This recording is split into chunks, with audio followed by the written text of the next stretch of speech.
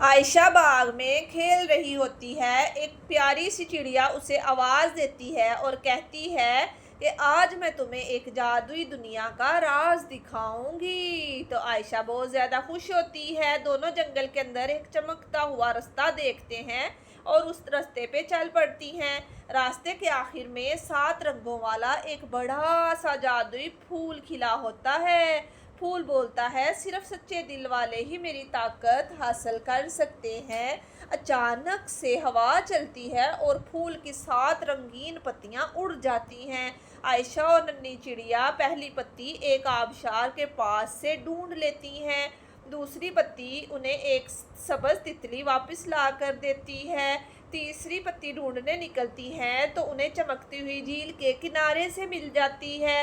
چوتھی پتی کو ڈھونڈنے جاتی ہیں تو ایک عقل مند خرگوش کے بل کے قریب سے وہ ملتی ہے۔ عائشہ 5ویں پتی کو رنگ برنگی کوسے قزح کے نیچے سے پکڑتی ہے۔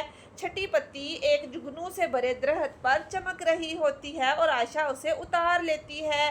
7ویں اور آخری پتی سفید ہرن عائشہ کو لا کر دیتا ہے۔ عائشہ وہ ساری پتیاں لے کے پھول کے پاس جاتی ہے اور پھول کو وہ ساری رنگین پتیاں لگا دیتی ہے۔